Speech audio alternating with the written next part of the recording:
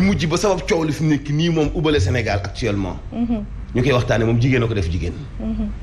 waaye jàppal nit jamono ji ñuy waxee ci waxtu wi peut-être góor a ngi teg jigéen métti tey boobu fi foor waxal ci boobu Alaaji la grande marche blanche. mais yàlla damay jàngat. man nekkuma fi plaider jigéen damay jàngat de façon globale. ci li nga xam ne moom moo xew ci Sénégal. bi xew nii actuellement dominé ñun ñu te ñu jàllale ko sax tey jii ci émission fait divers. jigéen a ko teg jigéen. moo ko matt moo dagg am tuñam coppati genn wàllu baagamam gisuñu ko. ak yooyu donte woon nit góor nag ma nga ca ginnaaw. mais itam bu ñu waxee violence yenn saa yi mu jóge ci jigéen dem ci góor. ci façon boo xam ne xëy na du am fenn fu mu koy mën a joytoo. violence moom baaxul. mais surtout nag jigéen kenn du ko violenté parce que dooleem dafa bariwul. dafa war a am wéeruwaay dañ ko war a protéger dañ ko war a bégal dañ ko war a kontaanloo dañ ko war di jàppale dañu war di dalal xelam. mais itam faaw muy collaborer moom itam jigéen faaw muy collaborer ndax moom ci ay démarches am ci ay jéegoom ci lay gën di écarter ndànk violence mu koy sori ci ay jéegoom ak ay démarches am waaye nag loo leen defar itam ñooy suñu ay yaay. waaye faaw ñu am pexe yoo xam ni tubaarkàlla xajul ci kaw góor violence daal baaxul yaa xadi. violence baaxul Abdoulaye Mbow. ñuy waajal marche bu mag la grande marche blanche. waaw grande marche blanche baax na parce que itam xam nga ku ne marche blanche daa si gis li nga xam moo di weex te bu ñu nee weex itam fàttali ko li nga xam moo di kolom parce que fu ñu ko gis rek jàpp ni jàmm la dama naan violence faite aux femmes du jeex Sénégal waaye war nañu mën a xeex ba mu wàññeeku boo ko comparé ak yeneen dëkk di nga gis ni Sénégal itam violence bi ñuy wax si jigéen ñi néew na par rapport ak yeneen dëkk yi donte la violence baa ngi fi ba tey violence physique nag defe naa ni loolu moom góor gu koy teg jigéen defe naa da nga marché doon góor dëggantaan parce que doo tiim jigéen par rapport ak li nga xam ne moo di faiblesse su jigéen nga koy jàpp di dóor di ko bulon def naa ne loolu moom baaxul waaye itam dafa am beneen forme de violence boo xam ne jigéen mu ngi koy dund c'est la violence morale te Mansour booboo gën a yaatu cette violence morale elle est d'approche professionnelle cette violence morale elle est d'approche sociale et culturelle parce que itam jigéen teg nañ ko nattu yu métti par rapport à des questions yoo xam ne c'est lié à des questions culturelles damay jàppe nag jigéen ñi nag dañoo war a sëmbaxloo booloo lépp itam loi ñuy tëgg bu fekkee ni ñun dañuy copier coller xool loi ba France nañ ko bindee te ñun bindeewuñu ko ak lu méngoog suñu aada ak suñu cosaan dañuy fausser le jeu parce que réalité yi nga xam ne moo nekk Sénégal bokkul ak ay réalité Côte d'Ivoire bokkul ak ay réalité Maroc bokkul ak ay réalité France donc ñun dañoo war a banqaasoo li nga xam ne moo di baaxu maam Safiatou Thiam tudd na ko wax na Famba Nder kon Famba Nder la mu doon représenter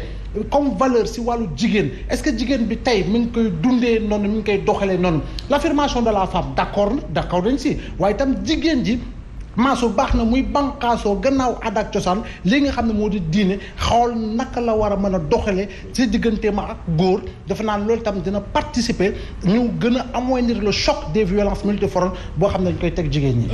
Ndeye Dime am nga grand boobu yaa ngi waajal takk sa ndigg ngir dem ci marche ba ndaxte mooy dress code bi. ñëppay dem Ndeye Khady incha allah parce que mobilisation boobu dafa war a rëy dafa war a yaatu. parce que violence comme ni ñu ko waxee rek dafa bëri ay formes. violence physique bi am na te bu ñu sukkandikoo ci waa AGS. barki de Ndiaye seen chiffres yi ñu génnee gannaaw ba ñu amalee 16 jours d'activisme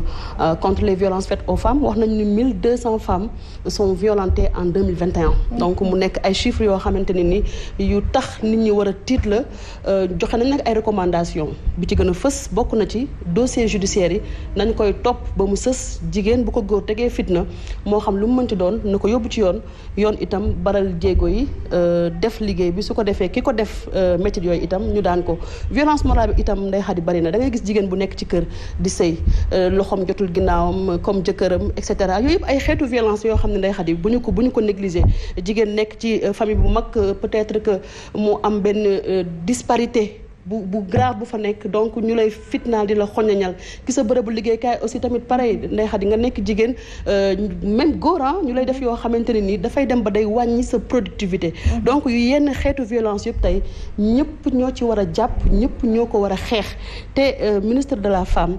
dafay baax ci yenn situation yi ñuy génn di communiquer di def l'état des lieux di wax lan lañ def ak lan lañ deful parce que loolu dina permettre nit ñi xam seen liggéey mais su fekkente ne nii dañuy gis ay jigéen yu ñuy rey dañuy gis ay jigéen yu ñuy violer dañuy gis ay jigéen yoo xamante ne ñi ngi nekk ci ay jafe-jafe te à chaque fois duñu gis seen tutelle loolu tamit dafay dem ba finalement dañuy jàpp sax ni dëkk bi jigéen ñi leen war a taxawuñ leen ko donc encore une fois manifestation boobu lu baax la mais tamit damay faral di dégg rek yenn ay chroniqueur di wax femme day yàq femme loolu it beneen sujet la ñu war cee ñëw mais en tout cas na jigéen ñi jàppoo joxante loxo et puis ndey xadi surtout ci parti politique yi balaa maa daaneel foofu léeg-léeg nga gis benn jigéen boo xam ne dafa liggéey ci parti bañ war ko tabb dara góor bëgg a jël place am te li ko koy yàqal ci moroomu jigéenam lay jaar pour ñu yàqal ko yooyu tamit nañ ko moytu loolu tamit nañ ko moytu kon niki rek dimanche incha allah bu 9h jotee foofee ca place de la nation jëm ca RTS la grande marche blanche di am Alaaji Mamadou Mansour Diop ñu ngi ko cay xaar ñu wax lu jëm ci wàllu njàng mi ak G20 bi nga xamante ne niki altine la ñu nar a nag daal di déposer ab artub grève la ko sabab moom moo di rek ñu daal di leen di gën a jox ak ci seen ay yenn ci càkkuteef dañ ci ànd ak ki nga xamante ne moo di rek coordonnateur bi di Ardo Fall ci daje bu ñu doon amal ak taskatu xibaar yi. gouvernement bi fi nekk bu ñuy wax fi mu ne préavis bi boo ciy lim rek da nga naan les accords de 2014 ba 2021 loolu day wone ne daanaka ñoom fi ñuy sukkandiku daal mooy fexe ba di wax signer autour d'une table te respect du jojaam te loolu ñun ñu tuddee ko dilatoire. gars yëpp ànd bu ñu àndee lu ñu bëgg mën nañ ko am déjà je crois que transporteurs yi rek joxe nañ fi benn exemple donc bu ngeen àndul peut-être que cible bi du nekk li mu war a nekk parce que fii mu ne xañ na ngaañ bi li ci gën a bari élèves yi lay nekk.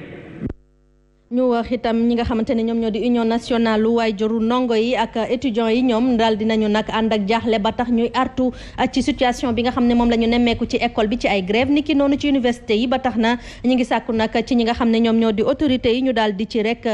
bay seen waar ngir lépp daal di mën a teguwaat ci raay yi ci ab ndaje lañ ko doon xamle niki tey ji ci suba foofee ca Tëngéej dañ ci ànd ak Cheikh Ahmed Tidiane Seck. wàllu njàng bi yëngu lool yenn ci ay kuréelu syndicat di amul dakkalub liggéey mu tàng lool jamono yi ci université yi waajuru ndongo yi ak étudiants yi biral seen ak njaxare di artu ci li nga xam ne moom la ñu duppe nag année invalide.